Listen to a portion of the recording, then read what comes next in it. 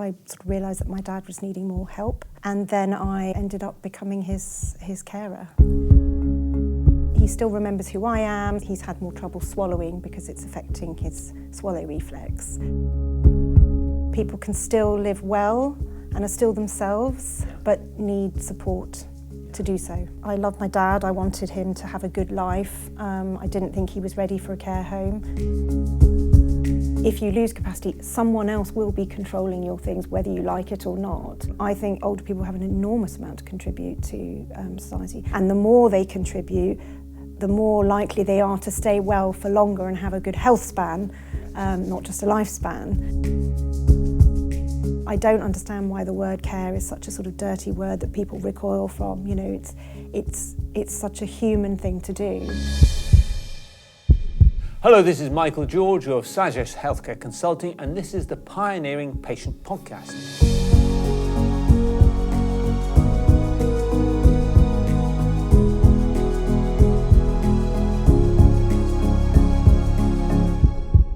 The central subject of the podcast is, of course, patients, but we mustn't forget the important role of carers.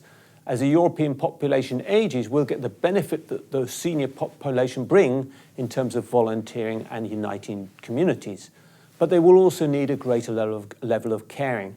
And that's what our guest will talk about today. She's not only cared for her mum and is caring for her dad, but she's also set up a website to help people provide guidance for those aging years. I welcome to the podcast, Katie Fyfe. Hello, thank you very much. Pleased to be here. Join us, yes. So tell me more about, obviously we say you're a carer for your dad, but tell me more about Katie Fyfe as a person, what you've done, what you do, what you enjoy doing. Gosh, so I grew up in London. I'm 46. I used to work in healthcare comms, in global healthcare communications. That's how, obviously, I met you. Exactly. And I was doing that and working as a freelancer before I sort of realised that my dad was needing more help. And then I, ended up becoming his carer.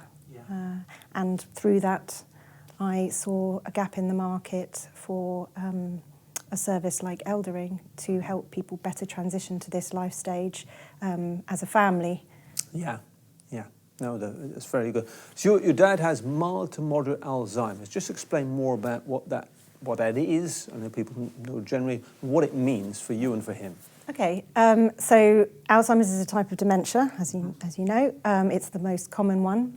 And mild to moderate is sort of early stages. So he has trouble remembering things, particularly short-term memory. He needs a lot of reminding. He struggles with any sort of complex task. He sometimes forgets, people's names and things, but more pronounced than say I or you or I would, or someone kind of with a normal cognition of his age. He still remembers who I am, so he hasn't progressed to that stage. His behaviour is still the same, more or less. He sleeps a bit more, and more recently, I think he's had more trouble swallowing because it's affecting his swallow reflex. But yeah, it's sort of that stage where people can still live well and are still themselves, but need support to do so, and company. And he's how old now, and how long has he been? He's 88, he'll be 89 tomorrow. Oh, yeah. Happy birthday to him. Yeah. And he's been living together for 4 years or more? So I noticed he was having problems in about December 2020, and then he was having to move out of the place he was in because his partner had progressive supranuclear palsy, and he was looking after her, but it was getting to the point where she needed more care, and her family lived in Australia, so she moved back there, and then he needed to leave the flat because it was hers. They needed to, settle her things. So I luckily, I knew he couldn't really be on his own anymore. He wasn't so convinced. He thought he could. And I luckily found that the flat next to mine was coming up for rent. I knew the landlady, she used to live there. And so, he moved in next door to me, and I have been looking after him since. But then I moved in to his in October last year. Yeah. and we'll talk about why that is. So the question is, why would you care for him at home rather than perhaps putting in a care home, for example? Well, I think he's not at the stage where he needs full-time personal care. I don't think he would have done so well. First of all, I don't think he would have, gone to one. He wouldn't have liked that. And, I love my dad. I wanted him to have a good life. I didn't think he was ready for a care home. I just knew he couldn't really live unsupported. And if he hadn't lived so close to me, it would have been more of a burden on me because I would have had to be shuffling around. And because sometimes, he just needs help with little things like he can't get the telly to work or, his phone or, and he'll become frustrated. And if he becomes frustrated, it makes his Alzheimer's symptoms worse. Yeah. So it's all about trying to kind of keep his life simple and supported. And so he has sort of, no stress and can kind of get on with things, but know I'm there if he needs something, he can't figure something out. Yeah. And so what is the daily routine you have in dealing with him? What sort of things are happening? What are you having to help him with each day? Yeah. So nowadays, I get up. Sometimes I make him a cup of tea, and he makes me one if he's got up earlier, and get the dogs ready, and we go out for a neighbourhood walk. Yeah. And then we stop in our local coffee shop, which is an old Italian deli, and have a coffee. And there's lots of other people in the neighbourhood who have their coffees there, business owners or residents. And so there's quite a nice community. It's like a sort of, community centre run by a grumpy Italian. And then we come up to the flat, and then I make the dog's breakfast, help him with his breakfast, get mine ready, do a bit of dadmin, as I call it. And then I sit down and start work in my makeshift office at 10. And then at lunchtime, I take him out with the dogs again and make his lunch, and come back, do a bit more work, set him up in front of the telly. Obviously I'm having to help him take his medication as well because he doesn't remember. And then, in the evening we'll go for another walk with the dogs, especially in summer. Mm-hmm. And either have dinner at home or we'll pop out for a dinner. But I normally cook at home. Yeah. That's it. Some weeks we have a carer come in from 11 till 4 who does exercise with him. So she used to be a personal trainer and she specialises in older people. And that's how she actually came to become, work with us. I wanted him to sort of stay mobile and supple. So she comes every Tuesday, Thursday, Friday, every other week. Yeah. So clearly, you talk about you want him to stay mobile, supple, the exercise is part of the treatment. So have you had to really learn about Alzheimer's from A to Z? Luckily I came from a healthcare background, so to speak, and I had also looked after my mother when I was younger, who had motor neuron disease. Obviously, that's a very different type of disease, but I already knew kind of what caring kind of involves. And for Alzheimer's, through eldering actually a lot and following, people on social media who are experts in dementia and Alzheimer's, I came to learn a lot of things that can be helpful to someone with the condition, particularly in the early stages, because there aren't really any pharmaceutical interventions until obviously recently. They're not, someone like my dad wouldn't be suitable for them anyway. So there's a lot of non-pharmaceutical things you can do that really help delay progression of the disease and improve quality of life. So I think a lot of it is also just in, you kind of sense what's working, what doesn't work. But there's a lot of kind of misconceptions about, do Sudoku or brain games, and actually that's not what he needs. He needs things he already knows how to do and keep doing: reminiscence therapy, music, walks, conversation, that kind of thing. And there must be challenges there, without question. What would you say? Yeah, I think you have to have a lot of patience. Mm-hmm. Luckily, I have a lot of patience. I repeat the same answer to him many times a day. And you know, I think it's difficult, but at the moment it's okay. I guess for me also, you know, not being able to really have a holiday on my own, not being able to have much of a social life, you know, it's definitely changed a lot, my life.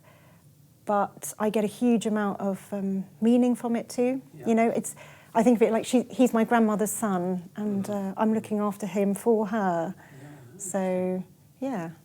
Yeah. So from your personal point of view, you mentioned before you don't have a social life, and also you've had to give up work. What sacrifices have you had to make, and are you making? Yeah, I mean, the type of work I was doing just isn't really sustainable with a situation like mine. So even if I was able to manage it earlier, I knew, you know, with hospital appointments or, you know, the needs he has, because it's not, you know, caring isn't just making sure he's got his pills and had something to eat. It's spending time with him and keeping him cognitively engaged and helping him. Like yesterday, I organised to have lunch with one of his friends who came in from the country. You know, it took a couple of hours at my lunch hour, but it's important that he has that. So that's not easy to do with a sort of big job like I used to do. So I, you know, have to work quite flexibly, sometimes at night, sometimes on the weekends, and fit it around. So yeah, and then obviously I work at home by myself. There's no team, yes. So I don't have much interaction other than with him, and you know, sometimes speaking to friends on the phone and in my neighbourhood. But I definitely have less social engagement than I used to, yes, through this. And it must also be a financial strain, because you talk about the fact you had your flat, you've yes. had to give that up for financial reasons. Tell me more about that. What are the financial pressures, and how do you deal with those? So I had saved a lot in my business account from, thankfully, my tax advisor was always telling me, you know, don't spend more than this. And so I had quite a bit of savings, and I kind of thought, well, I'll, you know, live off those for a while as I'm building this business as well.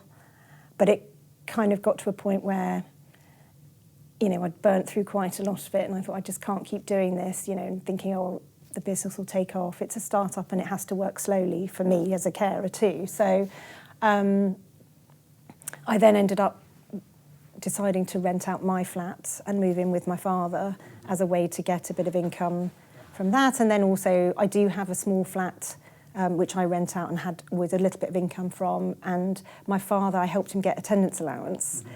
And so I get a small amount from him each month too. Yeah. So there is support available, welfare support for people caring for people with Alzheimer's, or is it, how good is that? There is. There's carers allowance for unpaid carers, and but it's not very much. I think it's about £78 a week now. It may have gone up a bit, and I think I probably would be eligible, but I just haven't done it because it took me ages to realise I might be eligible. I thought just because I do have some income, and I'm, you know, got this business starting up, I didn't think they would.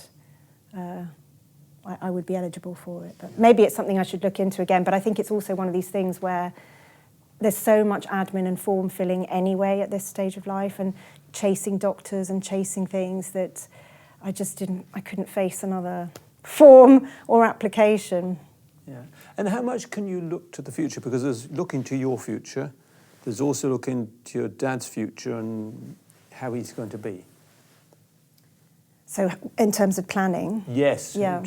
I mean, one of the reasons I started Eldering is because I knew if I just cared for my father, it would be very difficult for me to have that kind of size gap in my career to then get back into the workplace. I mean, I think it's hard for women anyway to work in their 50s for lots of different reasons. But, you know, I wanted something that also meant when the caring ends, I'm not left with nothing, you know, no sense of identity, you know, because a lot of my identity is wrapped up in being a carer, as it was when I did it for my mum. And I think a lot of people, when they don't have something else when that person dies, it's devastating because that was their life. You know, they haven't just lost the person; they've lost what they were doing every day. Yeah. So looking to the future, inevitably your dad will decline further. Delicate subject, but have you looked ahead to that? Have you thought about what you're going to do? Have you envisaged what it's going to be like? Yeah, I mean, obviously it's frightening and sad, but we saw his neurologist the other day and he said he was doing remarkably well, mostly because of the support measures we have in place. You know, I mean, I have little notices on the cupboard so he can still make his own porridge in the morning, but he needs help, and increasingly he's like, what do I do now? But you know, he's still doing pretty well, and I think there's, you know, I worry about what about if he gets aggressive or. But I spoke to other friends of mine who had, you know, family members with Alzheimer's, and some of them, you know, it never got to that point, whereas others it did. And I guess it's just, I think with everything going on, because it's so calm and he's got the dogs, we've definitely got a good setup to kind of help keep him as calm and his needs met. To, you know, but you just never know. And I think if it did, then it's just knowing where he can go locally. Yeah. And ideally, if he can go somewhere for respite for a couple of weeks, maybe at some point this year, then he gets to know it. And so by the time, if he had to move, yeah, it wouldn't be sort of a brand new place he doesn't know. Yeah. And also for you, I know you're caring, it's difficult to think, but you have to also think selfishly or you know, for yourself. So what's the future like for you? Because you still have be young and you'll have a future ahead of you. Yeah. Well, I think, you know, that's again one of the reasons I'm doing the business. So hopefully I will continue that. I have another little project that we're doing, which I hope will take off. And, you know, it is very meaningful to me as well. And involves my dad, so it'll be a nice legacy for him, hopefully. You're not willing to say what? No, not too much. It's a clothing project. Okay. So, yeah, I don't know. I mean, I think, you know, life is a journey, isn't it? And this is just one of the chapters. And you know, because people often say, oh, you know, you're giving up your life for this, and I don't see it that way. I just think it is part of life. And I think because I've done it before and I've come out of it. But, you know, I do think you do need a good support system. You do need to sometimes take a step back and think, okay, now, you know, what have I let go of, which I need to do again, like exercise, for example. Yeah. I've also stopped drinking, which helps a lot. Not that I drank a huge amount before, but I just after Easter thought, okay, I'm just going to give up for a while, and my dad has done it with me. Because, you know, if someone else is having a drink, sometimes you just have one anyway. But anyway, so and I've seen the improvement in him as well. Yes. So we just don't have any alcohol. And that helps with clarity and both of us kind of feeling on our top form. Yeah. And so, talking about you and your relationship with your dad, you must have a special bond. Tell me about the relationship over the years. What was the sort of younger man like, your young dad? And so, yeah, I mean, I'm the youngest of four and I'm the only girl. And my parents had me quite late. My mum was 40 when she had me. And I had a very good relationship with my dad when I was little. He worked abroad a lot, and, you know, he was fun, like a lot of dads. He was the one you want to go and play with and go out and do the, you know, roller coaster rides or things like that. And we also would get up first in the morning, so often we'd go on the dog walks together. And he also was into music like I was, which the rest of my family weren't. And so he'd take me to, you know, the ballet or opera, and I played violin, and, you know, we just had a different kind of bond from that. I mean, we had rough patches too, like most people with their parents, but we've managed to get through them as I got older, and now we're very close. I'm very fond of my dad. Yeah. And you talk about your mum as well, because you also had to care for your mum, so you've done this twice. I have, yeah. Yeah. I think I worked out the other day, I've probably been a carer for about a fifth of my life or something.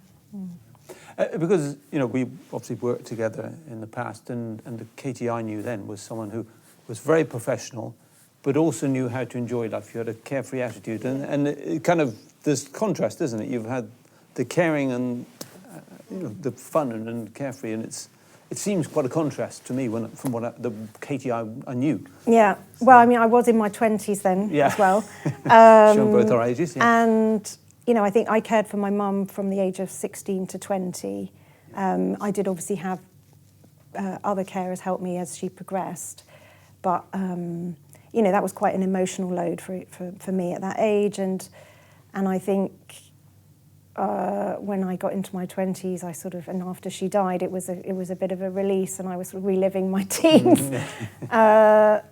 And I think I'm older anyway, so I'm not so keen to go out and to nightclubs every night, and I financially couldn't do that anyway at the moment. So, but I'm very happy with this life. Actually, it's very meaningful. Doing this with my dad, or looking after my dad, has helped me kind of come back to my true self, I would say. Okay. I originally wanted to be a doctor. I've always been somebody that likes to look after people, or be in a supportive role, I suppose. And I've been able to do some creative things with him too, which I've enjoyed doing. And yeah, I think it's quite transformative doing this, I would say. And talking of creative things, you've set up an Instagram channel. Yeah. Dad and Dolly, which is doing extremely well. I think 77,000 followers. You get a lot of likes every day. But tell me more about this. Great fun. I mean, we may say it's a serious situation, but you've brought great fun and enjoyment out of it, haven't you? Yeah, I think that's, for me, the best way to get through it is, I knew before he even moved in, it was going to be like, this is going to be a long road. And you kind of breathe in and then just go. But I just really was determined for it not to be a period of my life that felt like it was on hold or it was miserable. I just am a great believer that, you can bring the joy if you want to. So Dad and Dolly started because I'd started eldering, and I was chatting to a friend. Well, I was already filming my dad. Mm-hmm. Because my mum, I found an old video of my mum a few years before, which from the 80s, and my mum died when I was 20, and I hadn't heard her voice for about 20 years, so it just took my breath away, and I thought, I really want to make sure I've got videos of my dad. Yeah. So I'd started doing it anyway, and then, I gave him Dolly when he moved in next door. So just to explain who Dolly is, so people know. So I had 2 Pomeranian dogs, which I came to have through sort of a strange scenario. But anyway, I had 2 Pomeranian dogs called Dolly and Nicky, and when my dad moved in next door, I was concerned about him being on his own all day, and so I gave him one of them, Dolly, to be his companion and his roommate. And I think because they just had such a charming relationship, and I knew she'd be good for him. She likes sitting on laps. Yeah. She doesn't have very high energy, so she was quite happy to just chill all day. And then so I was filming them, and I put a few videos on my personal Instagram. And one of my friends, I also worked in healthcare comms with, had said, why don't you do a Dad and Dolly account, particularly if you're doing this eldering thing, because it will kind of show your authenticity and credibility in the space, and kind of, bring a human touch to what you're doing. And at first I was a bit, I don't know. But I asked my dad, and he was fine with it. And so I started doing it tentatively. And then, it just took off. People really enjoyed watching Dad and the dogs. And really liked his fashion style, which I found really surprising. Well, now I don't, because I kind of look at it again through the eyes of someone who's never seen him before. But, when you grow up with someone, you're just so used to what he's wearing. I hadn't really looked at it in that way before. So that was quite charming. I've re-looked at his wardrobe with different eyes. So, I mean, give me an example. I looked at them, and you've got him walking the dog. You're walking the dogs. You're going out ordering forgotten, was it ice cream or something of that sort? You take him out clothes shopping. Tell me some of the things you put on there. Well, a lot of it is just him and Dolly and their relationship, and it's kind of I add music to it, and it's supposed to be kind of fun and joyful, and because Alzheimer's is difficult, but I think there's also a stigma about, or there's a misunderstanding about the early stages of Alzheimer. If you're putting these support measures in place, and particularly if you've got the company of a very fun dog, you can make it okay, and you can have a nice life. So yeah, there's a lot of content about him and the dog and their relationship, or sometimes it's just the dogs, and sometimes it's about him and my relationship with him, or sometimes there's a post about being his carer and what that means to me. It's sort of, I try to mix it up really, because that's what life is. It's a mix of all these different things, so it's not focused in that way or anything. Exactly. You've also shown your PR skills with Eldering, the website. Tell me more about that. So, yeah, as I say, I was, when I started in this life stage, I just came to realise that it's odd how none of us are really prepared for it and don't really talk about it. And then when you are in it, it's really hard to know where to start, what to do. A lot of the times you find out about things, quite some time after the time you could have used it or needed it or put it in place. So,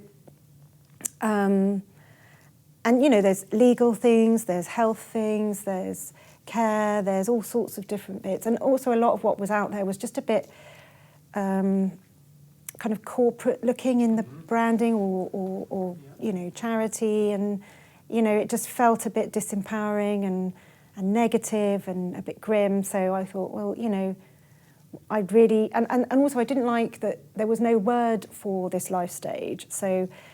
caring for parents there was, or parenting your parents, but all of it felt a bit patronising and a bit disempowering. So for me, Eldering is about families working together to approach the sort of later years of life wisely and together to make it better for everyone. So it's not just about caring for your parent, it's about preparing ahead for your sort of Q4 of your life. And the best way to do that is with the involvement of your family, so in an interdependent way, because it affects everyone. And so this is a website, eldering.co.uk, and give me an example of some of the sort of content that's on there for people like you and others. So at the moment, it's split into getting started, finance and legal, safety and care, independence and living well. We have a blog which is Eldering Perspectives, where we have guest bloggers sort of writing about either their experience or their perspectives on this life stage and how we approach it. And then I have a monthly newsletter that goes out. And I would like to build a community or other offerings, but we're just sort of, putting the information out there and trying to put it together in a way that hopefully makes people or encourages people to start engaging with this earlier, and with better outcomes. And you talk about engaging early. You've done a blog recently in which you've said you should be starting that process at the age of 70. Now, if my children came to me at the age of 70 and said, "Dad, you're going mad," which we say so already, so you're going mad, they'll say, I'd be saying, get lost, I'm independent, I'm still young, I don't need you to tell me what to do. I'm probably wrong, but how do you deal with that, and what do you think is right that we should be starting at 70? I think, I just say that from my experience and the experience of countless other people I know or have spoken to, that, my father, when he was in his 70s, he was very healthy, very active, well until he was, early 80s. It was only then that, we really needed to step in. But I do think, he and I were probably in denial a lot of what the end of life might look like. And we're busy, we don't think about it, and it's an awkward conversation to have.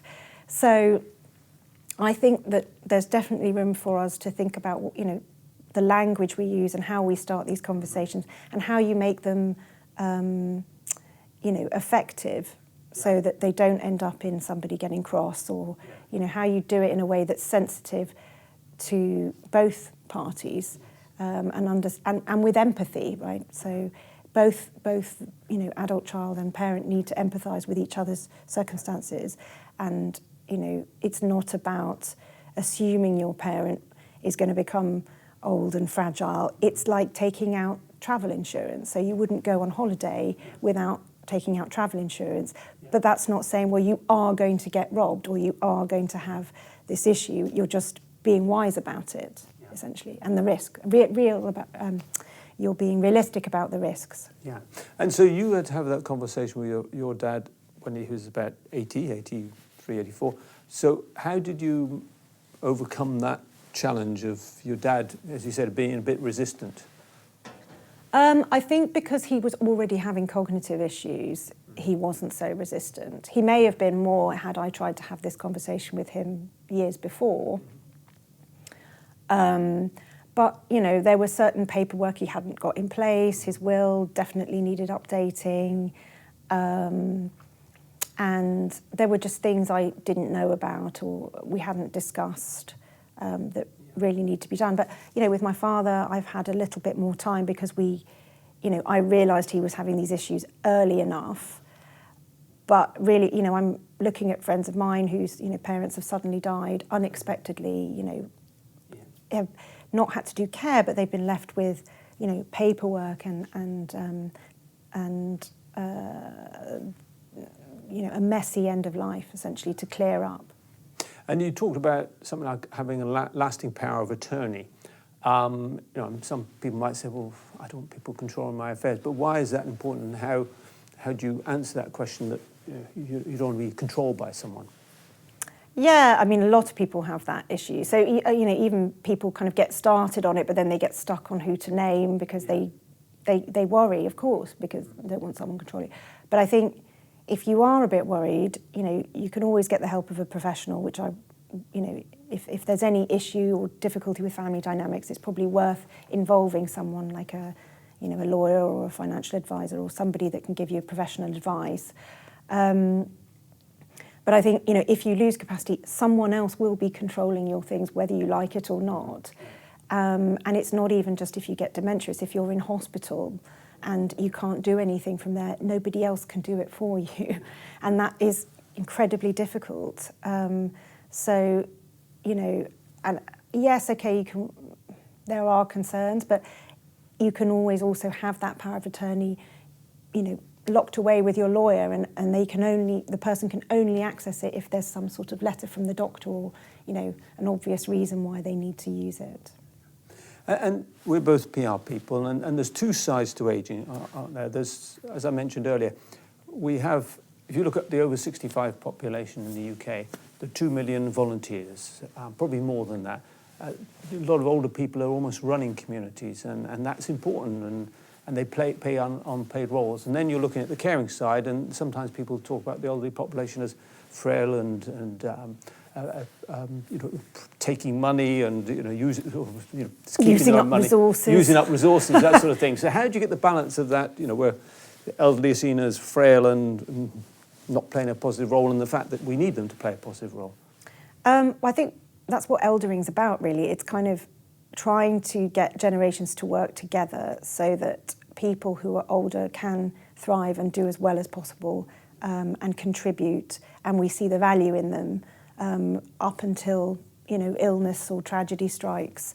I think older people have an enormous amount to contribute to society. That's one of the reasons I like the word eldering, because it's about elders. I do think that's often overlooked and missed, and it's detrimental to everyone to have that sort of attitude that older people have nothing to contribute. I think they really do. And the more they contribute, the more likely they are to stay well for longer and have a good health span, not just a lifespan. So, I think it's critical. And that's why I'm kind of always a bit careful about saying that this is about preparing to care or caring. It is also about just facilitating a better end of life, and that requires interdependence. You know, I guess I push back a bit against this radical independence where it's like, I do everything myself, because often that actually ends in the opposite. So, yeah, I'm a great believer that older people, even my father who's got Alzheimer's, you know, I've been working with him on a little project. It's precisely because he still has so much to contribute. And I'm a massive advocate for that. But I just think we all have to be prepared. You know, I'm going to die, we're all going to die, I'm going to need care one day. I don't understand why the word care is such a sort of dirty word that people recoil from. You know, it's such a human thing to do. But you want to have good care, and that's why eldering properly is really important. Yeah. And so if you were to give 3 pieces of advice, 3 golden nuggets to people, as say someone who's 55, their parents are 75, 80, what 3 pieces of advice would you say are most important? Well, number 1 is have the conversation. Find a way to do it. Don't, and you know, I think you have to sort of plan it. You can't just sort of, you know, do it over a drink, or, you know, I think you have to sort of really have something structured and suggest, I think we need to sit down and talk about this as a family, ideally. I mean, I know people where they have a meeting every year with the family, and they precisely choose a day in the week where they go through things and just make sure everything's planned. So I'll definitely do that. And, you know, sometimes you can drop it into conversation like, oh, you know, I was talking to so-and-so the other day, or I was doing my LPA the other day, do you have one? You know, there are ways to do it that don't feel threatening. And then the second thing is, once you've had that conversation and you've worked out what you have, what you don't have, or what's missing, that you actually do the paperwork with them. And if they're struggling, or, you know, you don't have the time, there are people that can help. And you can hopefully find them through our site. And then the third thing is just thinking about care and end of life and what people's wishes are. You know, do they want to stay in their own home for longer, which I advocate for. So I think people should age in place for as long as possible. That's when you get the best health outcomes normally. But, you know, if they were to have to go into a care home, like maybe have a look at what's around, or, you know, if they want to age in their own home but their house is really unsuitable, you wouldn't be able to put things in, maybe they need to think a bit earlier about, do they want to move, or, you know, do they need to change the bathroom to make it a walk-in? So, because I think, you know, sometimes if you have something like a fall and you end up in hospital and your house isn't equipped for you to move back in, you then have a delayed discharge, you have to stay in hospital, can't get home, you're probably going to get worse because you're in hospital, and it becomes a horrible mess that could have been avoided if you just thought ahead. And so remind people who want to look at the website or visit Dad and Dolly, how are they going to get to that, the website and the Instagram? So the website is eldering.co.uk. There is an Instagram for that called eldering_UK, which I've neglected a bit of late, just because I've got a lot I'm juggling. And then Dad and Dolly is my personal kind of creator account. So that's at Dad and Dolly on Instagram. Excellent. And so when you get back to Dad and Dolly, what's your plans for the rest of the day then? So I've got a carer there today. She'll be there till 4. And then I'm going to make his birthday cake this evening, his strawberry shortcake. And yeah, we'll go out for a walk with the dogs and have a bit of dinner and have a chat. Yeah. And that's it. Yeah, well, happy birthday to your dad. What's your dad's name? John. John, happy birthday. We didn't say that all the way through. Happy birthday to John. Have a great time. Thanks for joining us at the podcast. That's brilliant. Really enjoyed it, and a lot of useful advice for everyone. I hope so. Thank you. Thank you. Thanks for joining the podcast. As you heard Katie say, have that important conversation, and if possible, as a family. So that brings us to the end of the podcast. Please remember to subscribe if you want to see future editions. Send any ideas to me for future episodes to the email at the end of the show. And otherwise, please remember to take good care of your health.